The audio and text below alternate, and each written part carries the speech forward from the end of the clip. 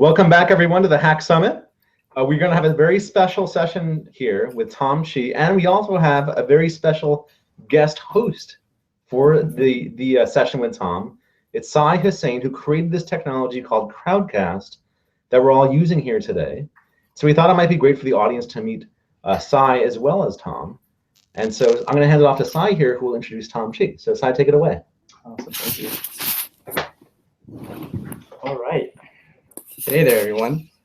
I am Sai. I'm one of the creators of Crowdcast. Thank you guys for pushing the limits of what's possible on the internet with Crowdcast. And I'm really excited to actually just introduce the amazing Tom Chi. So Tom has quite the background. He's one of the co-founders of Google X. He's one of the creators of Google Glass. He previously has worked at Microsoft and Yahoo. He lives in San Francisco, and I had the pleasure of crossing paths with him a couple times. And Tom is actually part of a really stealthy incubator called Factory X. Now, he's currently in a secret mansion somewhere in San Francisco. So I'm going to hand it off to Tom. Thank you for being here. Hey, thank you so much, Sai. You guys can hear me all right, right? Yep, loud and clear. Cool. Let me go into screen share and we shall begin.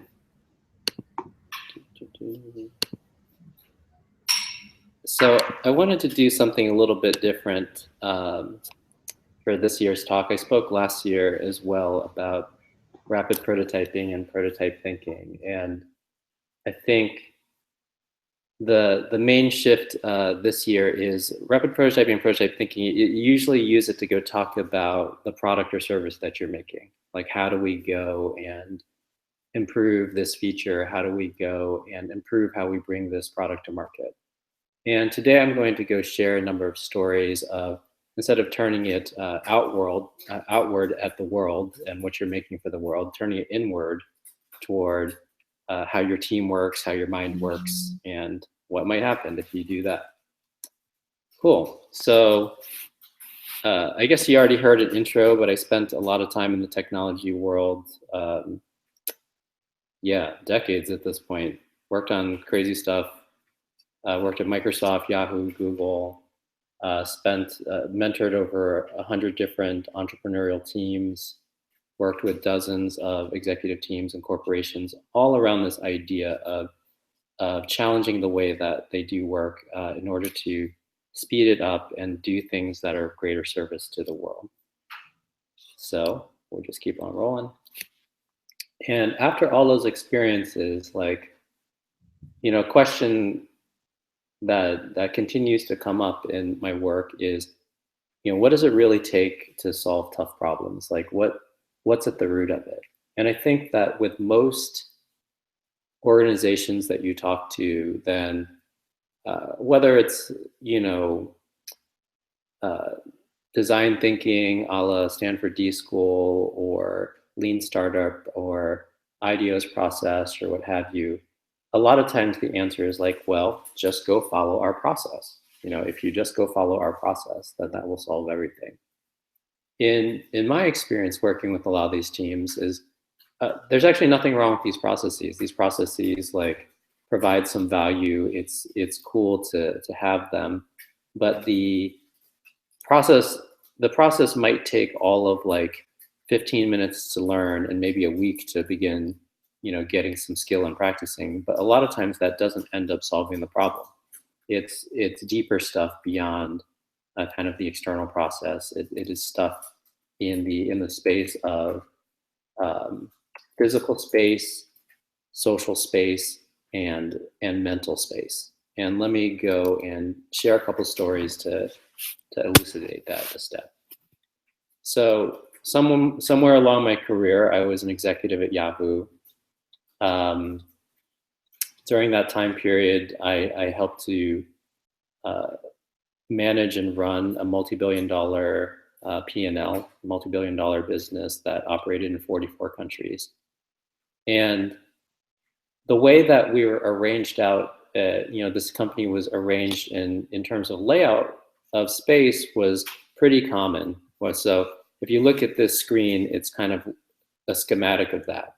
There's an area where all the executives were, So the big boss might be surrounded by their directors or like next level executives. And then some other area, like on a different floor, usually the engineers would sit. And then in some other area, in a different floor, different building, design team would sit, and a different floor, building, marketing, and so on and so forth. This is actually how most big companies are arranged. But as I applied some of the tools of rapid prototyping inward, I started questioning some of these ideas, because I would see that, well, a lot of times things are not getting done, not because we have, we don't know what to do, or we're doing the wrong thing. A lot of times things aren't getting done because a person doesn't want to get up and like take the elevator down 2 floors to go speak with a different department, or the way that a department is only talking with itself for months at a time.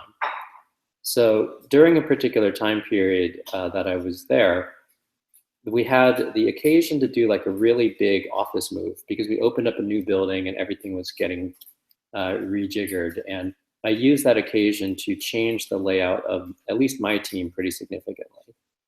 And schematically, it looks something like this. So this is me in the corner. I'm the boss, and I actually had a corner office with a nice view, nice job. I guess that's what bosses are supposed to do.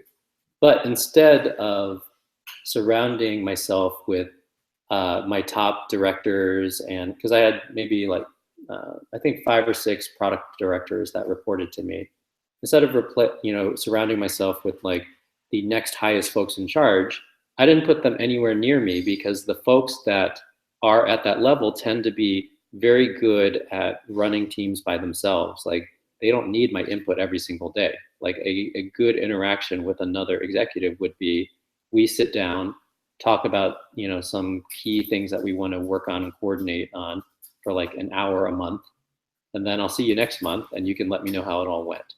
So it doesn't really make any sense to sit next to you, because you have that role because you're really good at getting the work done yourself. And what I did instead is I surrounded myself with a small set of prototyping engineers. And you can see this kind of surrounding me. I had a couple PMs that were not too far away that would help coordinate different things that would come up. And I had the design, the user research, and design bullpen just beyond that. And all of this is within speaking distance. Like, if you stand up, you can talk to every single person that is in this diagram. Now, why go arrange things like this? Well, let me tell you a little bit of the story. Like, there was and actually I can, this diagram is not that exciting, so I'll just switch back to my face for a second. So actually that's not that exciting either. But I was in this meeting with the executive vice president of Yahoo at the time. And, I was just an executive in a division of 600 people. And, he collectively had way more people reporting to him. But we're having like a deep strategy session about the future of my division. And about 15 minutes into the conversation, he has an idea about a specific product. And like, as he's saying it, I was like, oh, that's really compelling. So I pull out my laptop and I'm typing, and he just presumes, well, I'm typing in the idea that he is saying. But actually what I'm doing is I'm opening up several different messenger windows and messaging several different people in that office layout that I just mentioned. And about 30 minutes later, so 45 minutes into the meeting, I stopped the meeting for a second. It's like, hey, Ari, do you remember that idea that you had, about half an hour ago? And it's like, yeah, sure, this about that, what about it? I was like, cool, try it out. So I turned around my laptop and pushed it toward him and had him actually try out the idea working. And he began, using it, and he's like, oh my gosh, Tom, this is not just working, this is populated with real data. This is like working. And I was like, and he was just at a total loss for words. And I'll never forget the next thing he said. The next thing he said was, Tom, I have 9,600 people in my organization. I can't get something done like this in 2 months. I have no idea how you could get this done in half an hour. And going back to this diagram really quickly, this is how it happened. So, boom, boom. Where's the screen share? Okay, here we go. I had physically arranged my group like this. And the other thing to go know is I had also instituted a policy called 15% time. So this is before I worked at Google, and it's kind of like 20% time, but a little bit different. 15% time is 15% of your time you can learn whatever skill that you want to learn to go improve your work. But yeah, and you can literally just like do whatever you want during that 15% time relative to learning. But the only exception is if I ever need to use that time, you'll drop everything else in order to go apply that time on the thing that I need it for. And I didn't abuse that power. It's like most of the time, 15% time was really 15% time. But what this office configuration allowed me to do is I would stand up and I would say, hey, who's got 15%? And literally like, 3-4 people would stand up and I would say, great, Jeremy, I need you to, Olivia, I need you to, and I would quickly kind of dole out like these simple assignments. And I'd say, okay, timeline is, this is done in 2 hours. And they got so used to doing this. Oh, and the other thing to go know is on the backdrop, like everything that we actually ended up prototyping often, then we basically created a prototype tool chain for it. So for example, we knew that in a lot of prototypes that it was live data was really compelling. And we knew a couple different sources of live data that we could call. And some of them were really easy. They're like API calls that you could do to live services. But some of them were like a little bit tougher, like data from Yahoo Mail or data that was more personal in nature. So what we did is within a set of Yahoo IDs that you could send to us, we would go create like a small local cache. It was not accessible by anything from the outside. These are all kind of internal prototypes. And we had man, I can talk about this for a long time. But basically, long story short, we basically created a data prototyping layer. It meant that any sort of live data we wanted to represent, whether it's like public API data or private data on any Yahoo ID that gets specified, could be cached in such a way that we could pull that live into any prototype that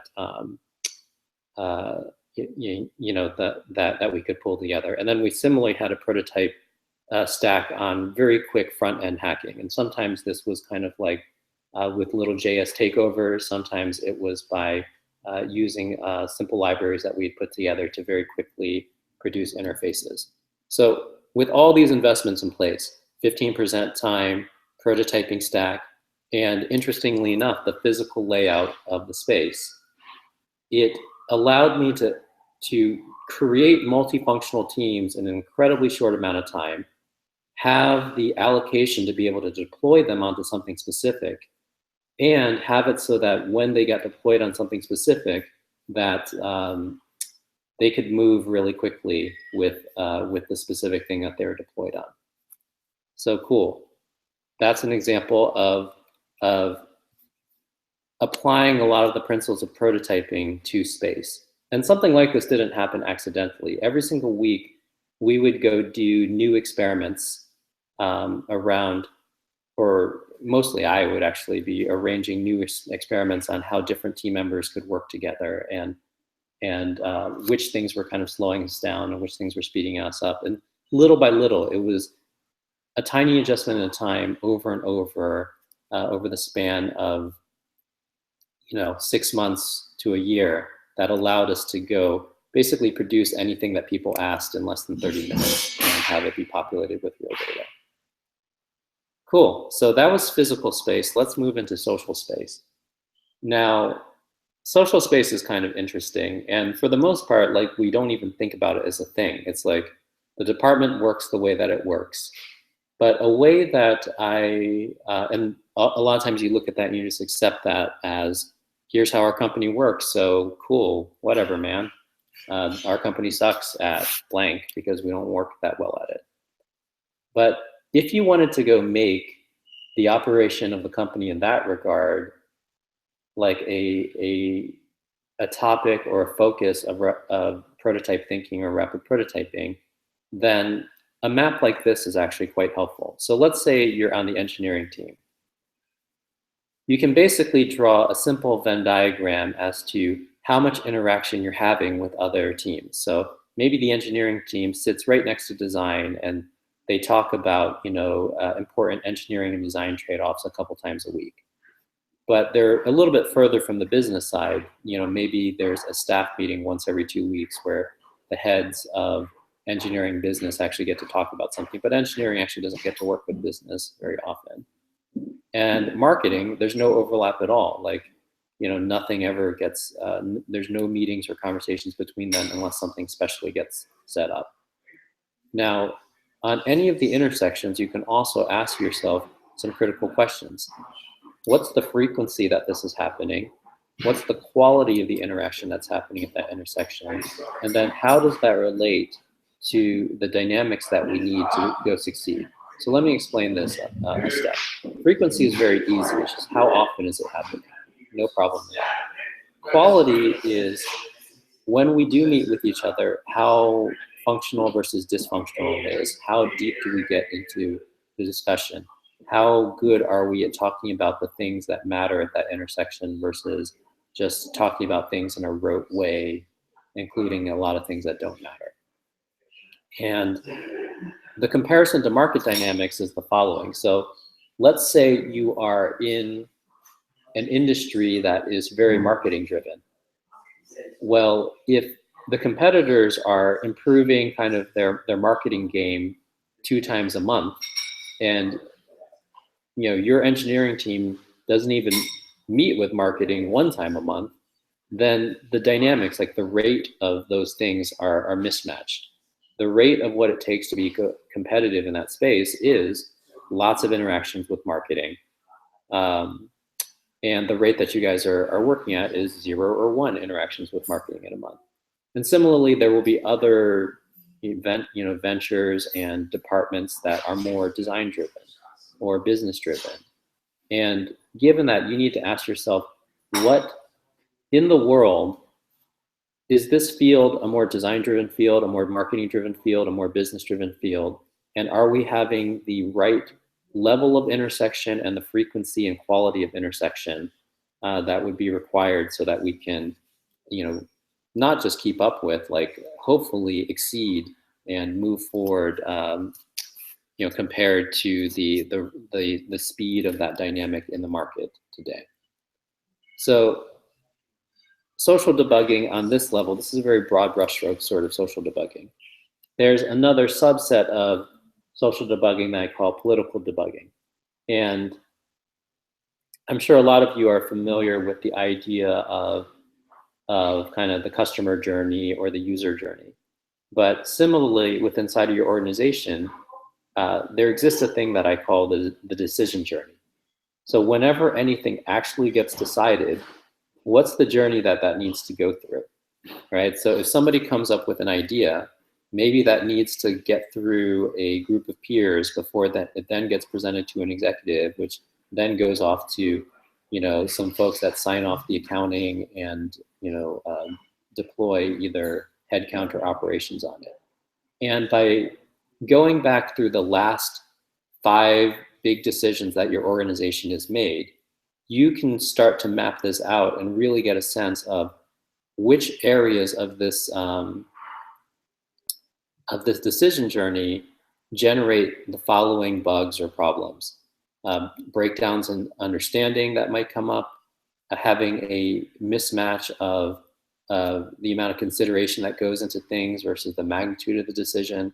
And maybe I'm explaining that with too fancy a set of words, but really, when consideration and magnitude are mismatched, it looks like this.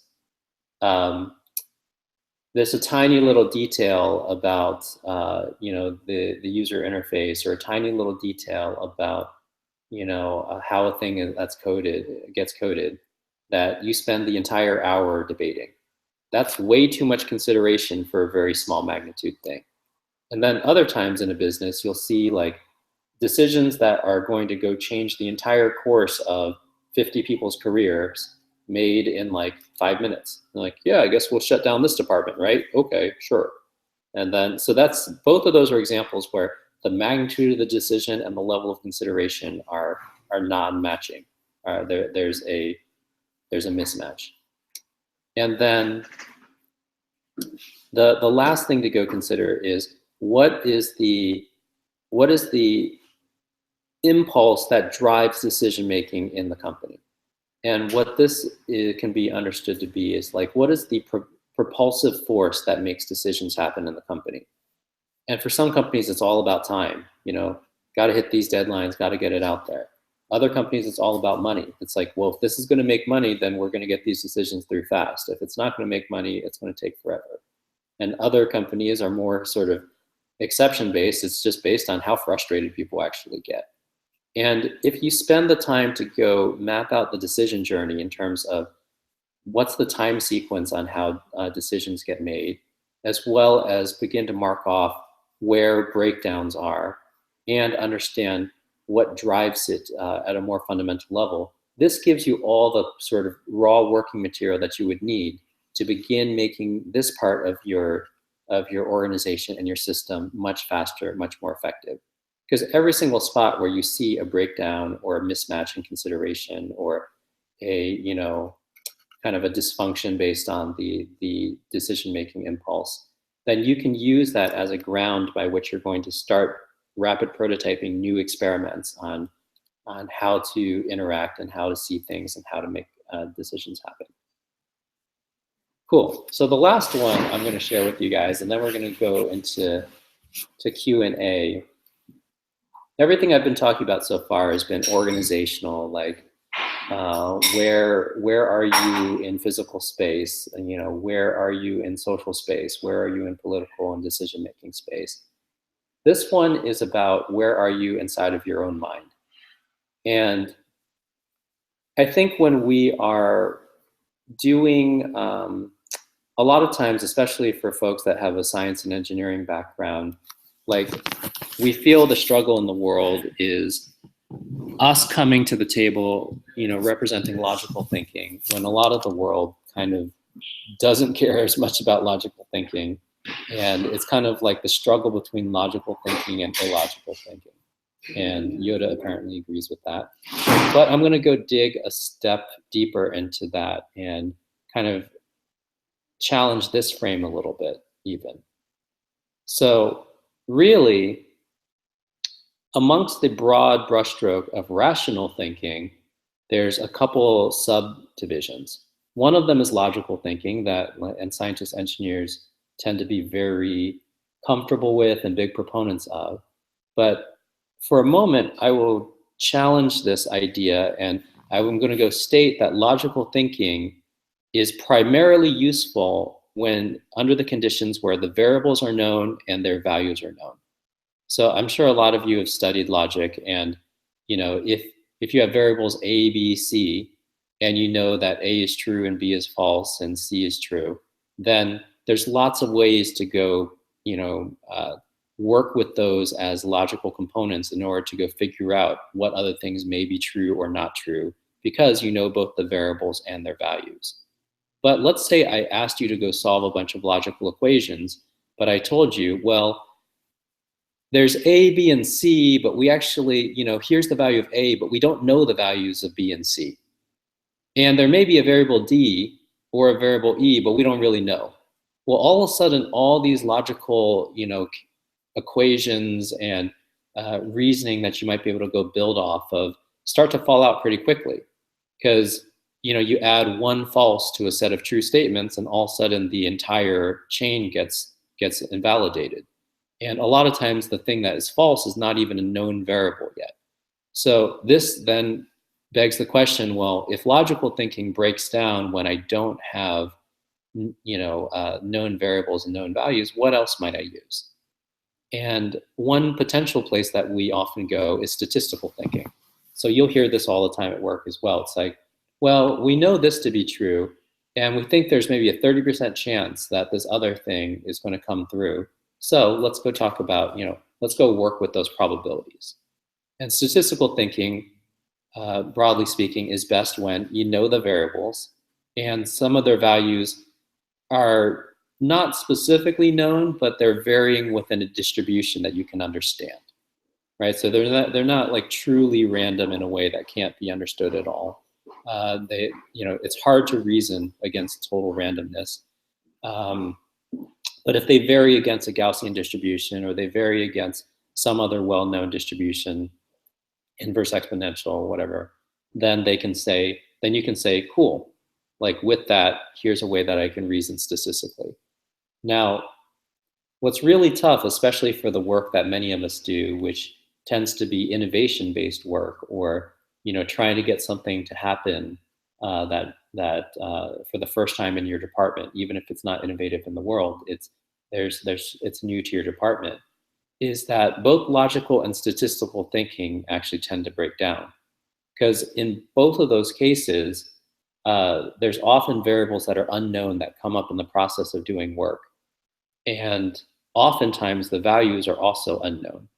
And relative to statistical, it buys you a little bit, but statistical reasoning doesn't work unless something has been tried enough for you to get a distribution.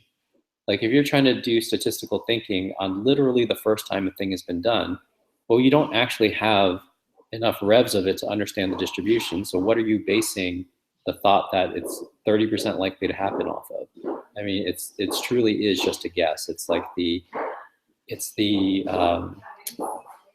accoutrement of statistical thinking. It looks like it, but it truly is not. Now this comes to the third category of rational thinking, which I call prototype thinking. And this is what we are doing when we're rapid prototyping, whether it's looking exterior at changing a product or service, or also looking interior at changing things about space or social interaction or political interaction. And prototype thinking is amazing when the variables are not fully known, and of course their values are not fully known. Because what it allows you to do is to take a rational framework into dealing with things where there's so much that is unknown. So actually there's a lot more to go say about that, but it's probably better done in the Q&A. So I'm going to break into the Q&A. Oh, one last thing I wanted to mention.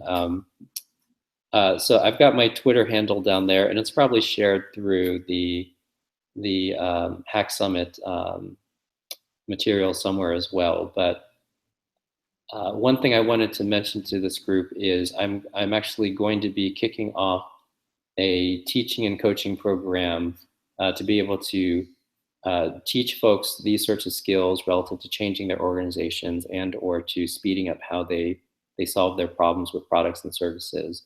So if you're interested in that, then just feel free to ping me over Twitter. Cool. With that, I'm going to pop back into the room.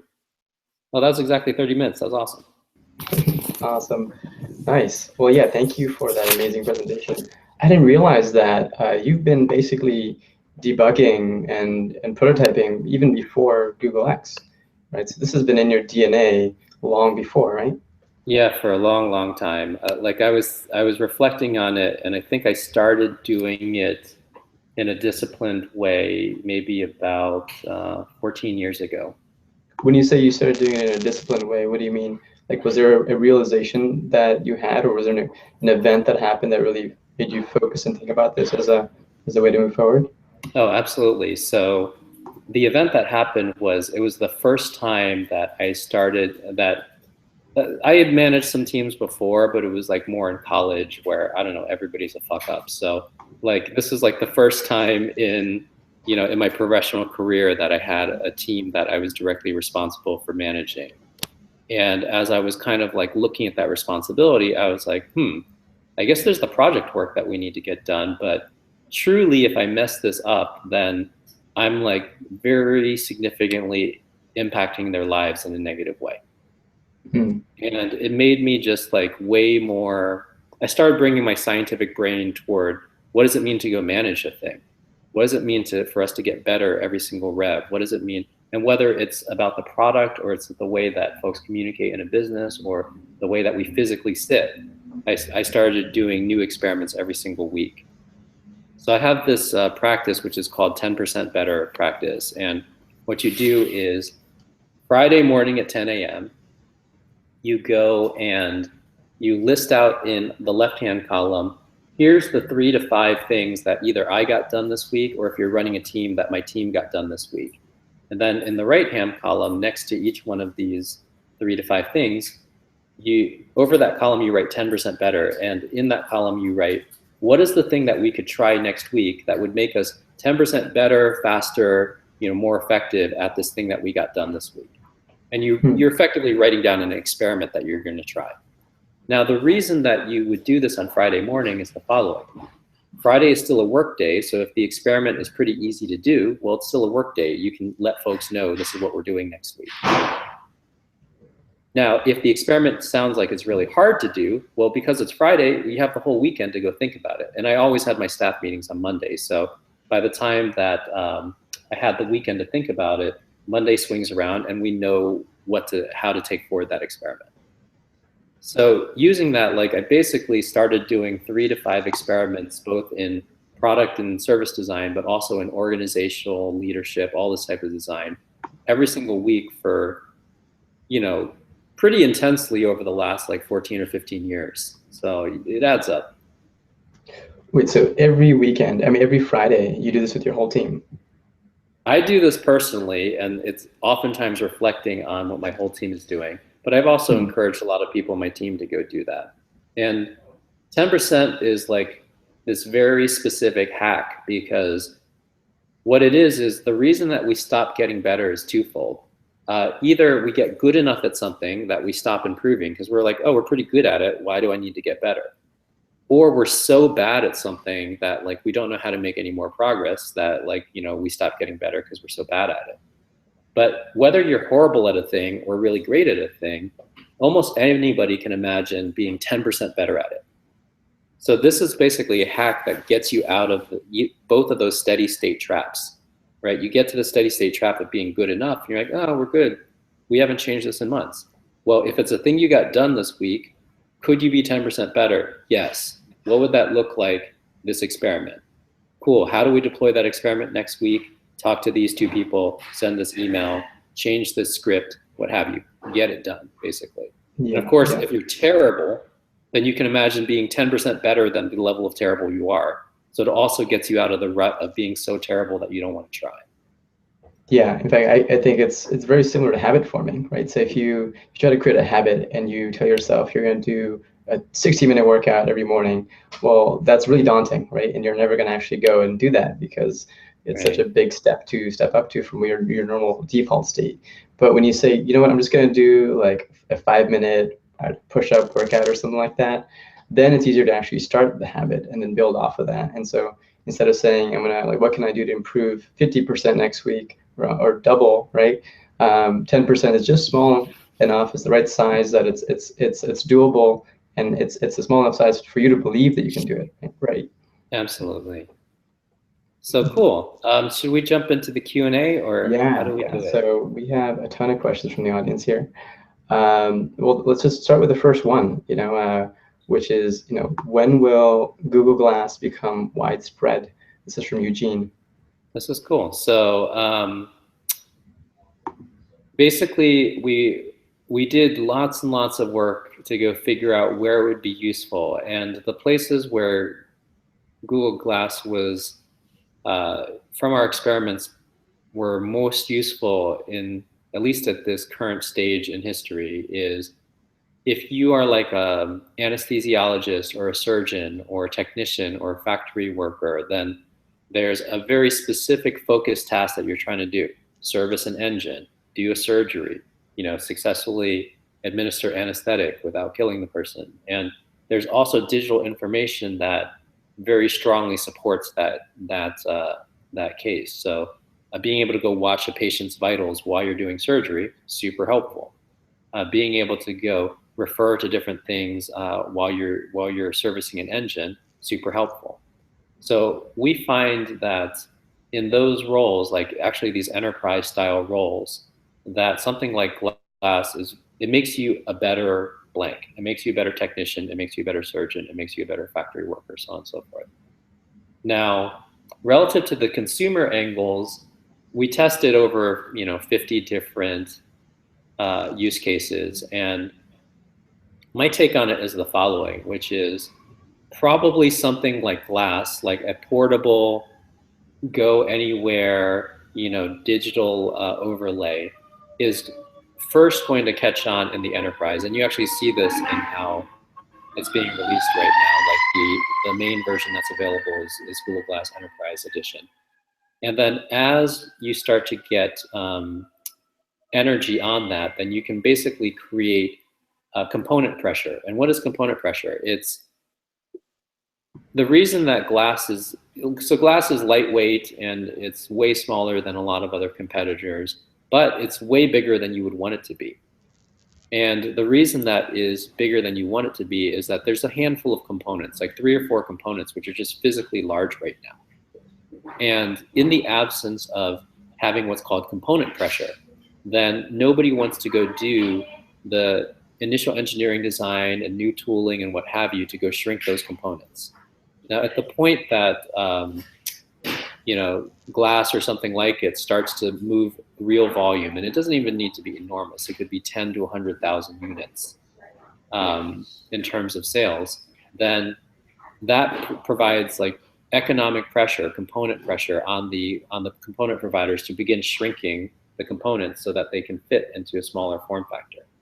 And you shrink them small enough, then if 3 or 4 components shrink by a factor of 4x, which is completely possible in terms of the laws of physics around what they do, then the technology of glass could just fit into like a normal pair of glasses. And I think at the point that like something that is the size and shape of a normal pair of glasses can support those functions, then that's the point where there's significant potential for consumer takeoff for glass. Because glasses are really expensive. Like for whatever reason, these glasses are like $300. That already costs the same thing as a device, right? And it's not because the materials in my glasses are $300. The materials in my glasses are like $11 or something. So given that, maybe 20 if you like put some exotic stuff in it. But like given that, like Google and or partners might be able to go put out a version of glass upon the components getting small enough where it looks like a regular pair of glasses and also sells at $300, right? Basically a device price point, which is already what's commanded in the market for glasses. That was a long answer. We got to go faster. Sorry. I'm going to go faster. I think that's a great answer. Yeah. Well, I think, there's a couple of questions that are similar that I think it'd be just a good to combine them, which is one from Enrique. Actually, they're both from Enrique. What do you think of Oculus Rift? And the other question is, what do you think of Microsoft HoloLens? So maybe we'll just combine them. Cool. So great. So the main difference there is glass is a see-through display that overlays digital on the real world. And HoloLens and Oculus are really opaque, windows into virtual worlds. And what it means is that, actually I think that there's interesting use cases for both of those high-level architectures. It'll mean, of course, that like the HoloLens and Oculus use will probably be indoors and kind of wired up next to your computer. And then the glass use cases or anything that is in the same architecture type of glass will probably be in the world. And I think the thing that I'm actually most excited about relative to HoloLens or Oculus, or generally that architecture, those sorts of devices are actually not even that hard to make. Like just take one apart, they're actually not that hard to make. It's a screen with a lens. But like that general architecture is, and Google Cardboard falls into this and also makes it so clear how simple the architecture is. Your cell phone screen is the screen and you just need a lens. That's the Google Cardboard play. But that general architecture, a thing that I'm super excited about in that is a thing that I call embodied empathy. So embodied empathy is when you can see through the eyes of and hear through the ears of another human being. And just like we have non-embodied empathy, if I see somebody like struggling in the street, you feel something for them. If you see, one of your friends, gets hurt or is super sad, then you feel something for them. but it's a different level of empathy entirely to see through somebody's eyes, feel what they feel, hear what they hear. And we did lots of experiments with this, and it's just something that's incredible. I think it's going to be a big deal for humanity overall, and I can probably talk about that for an hour.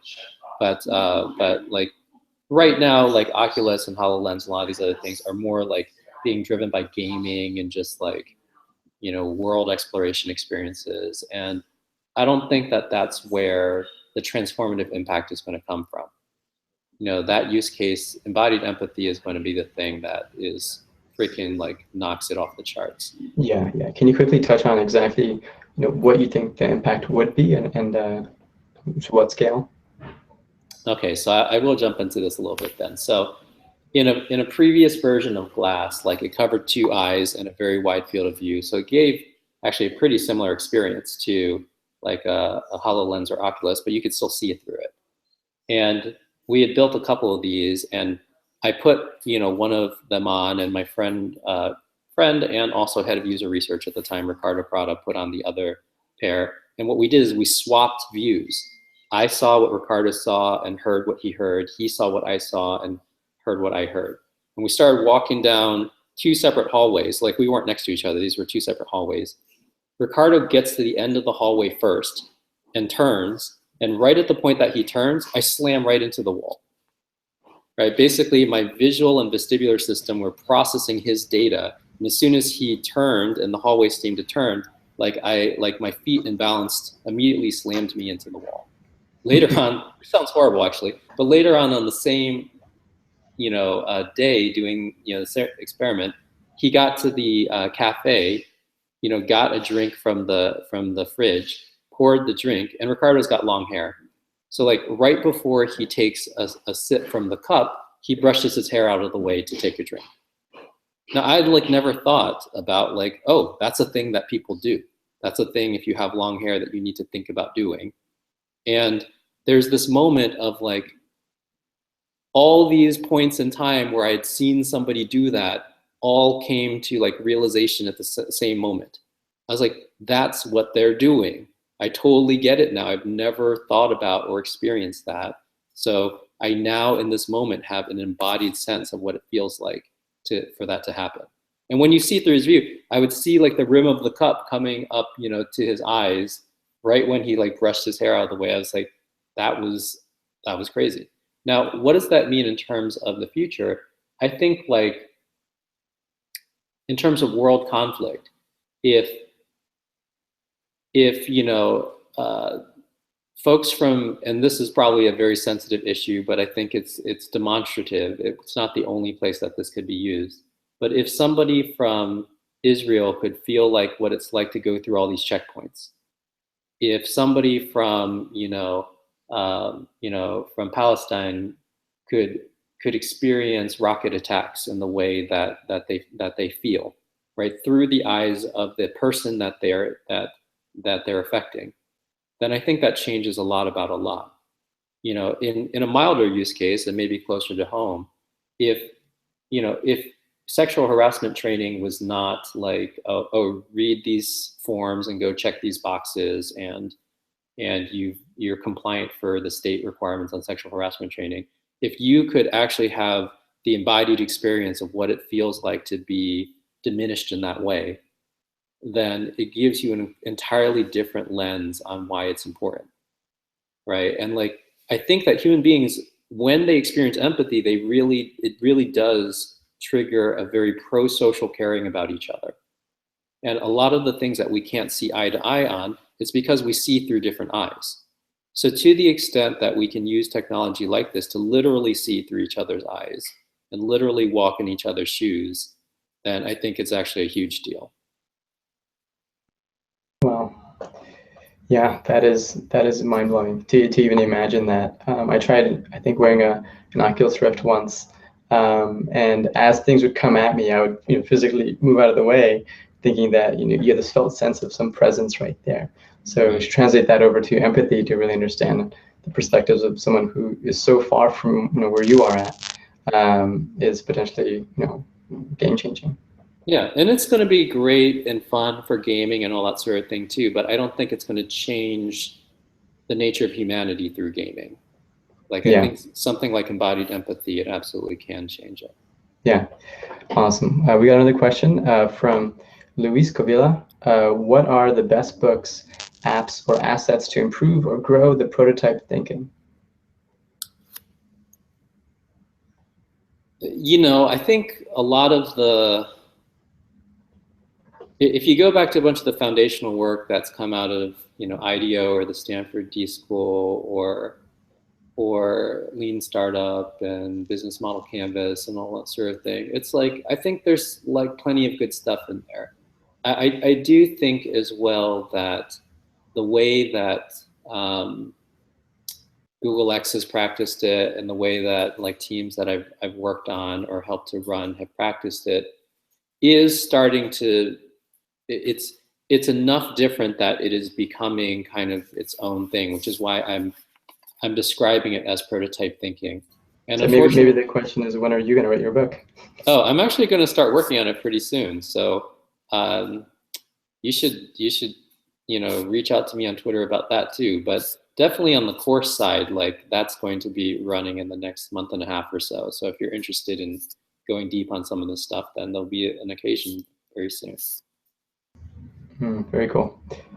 Next question. Actually, we already took one from Luis. Maybe we take one from Megan, which is, yeah. So this is similar to the previous question around Google Glass, but what do you think is the next step beyond it? Is there any plans beyond Google Glass? So I think what is beyond it is, so to scoot back, one of the foundational ideas in Google X was the idea of what we call inevitable technologies. It's like stuff that we believe is inevitable at some point in the course of human history. And then Google X's mission was, well, how do you speed up inevitable technologies? So it's inevitable that every square inch of the earth you'll get access to the internet, because the internet is just that useful. At some point in human history, that will be true. So why don't we bring that in and make that happen sooner with Project Loon? I think with glass, and with the cars, it's like, well, computers are better at driving than humans are because they're just more vigilant. It's inevitable that every form of transportation will be driven by machine, except for the occasional recreational thing. With glass, it was the idea that as you interact with the physical world, there's so much valuable stuff that you access through the digital world, that being able to go access digital and physical together at any point in time, and in the long term, hopefully without a device, is a thing that's inevitable. Now, I think like the interesting questions of where it's going to lead are actually more questions about who we're going to be. And what I mean by that is, I have a phrase that goes, technology is always wielded by at the level of consciousness of the society that wields it. So what I mean by that is, when we split the atom at the beginning of the 20th century, our consciousness was a war consciousness. Like right after we split the atom, we had World War I, World War II, Cold War, all that sort of thing. Now, if we had a different consciousness after splitting the atom, we could have gone in the direction of using that invention to make infinite clean power, or at least no carbon power, for the entire world, and make no weapons, right? The main actual issue with nuclear power right now is proliferation, because we did weapons before we did power. Now, similarly, with the future of things like Google Glass, the mere ability to go blend the digital and physical world is just an ability. It's like splitting the atom. Are we going to go use that to make it so that every single photon that comes through our eyes is mediated by advertising? That's kind of the world that we're in right now. Like, we're a very commerce-driven world. So if the beginning of the 20th century was nationalistic, and had more of like a territory and war mindset, our present day is very commerce-driven. And that might mean that, like, at our level of consciousness right now, we might go put ads on everything for everything. And if anything, like, the question of what Google Glass and something like that will become is actually more mediated. And this is also true of AI and a lot of other things that we're doing these days. Like, it's much more of like, what's the consciousness that humanity is going to bring to it? AI can completely be about advertising and commerce. You know, glass and technologies like it can be completely about advertising and commerce. And that's kind of where we are right now with it. Or it could be about embodied empathy. Or it could be about, you know, solving critical world problems. But we're not of that consciousness yet. And the real question of where the technology will lead is first about who are we going to be as we lead the technology. Yeah, I could talk about this particular topic for a while, but we only have a few more minutes. I want to quickly address the poll question that we had, which is, you know, how long does it take to, for you from taking an idea, from generating that idea and to getting it in front of your customer? And looks like most people are way too embarrassed to say. That's 52%, followed by 2 months, which is 33 votes, and then 2 weeks, which is 25 votes, and then just a couple of people who are saying that it takes them 2 days and 2 hours. Yeah, and the reason that I put this out here is recently my team and I worked on this thing that we call our design stack. And the explicit goal of the design stack is if we're out in the field testing and we have a live interactive prototype on, let's say, a mobile app or a tablet or whatever that does a particular thing, as we learn from the customer, can we have new changes live based on what we learn from the customer? We actually set our bar at 45 seconds. So like, can you go have it so that as you learn stuff, you can go put new changes live in 45 seconds every time that you learn them? And I think the reason I put that question out there is that you can begin to think about your turn time as a very specific organizational capability or asset that you can hone over time.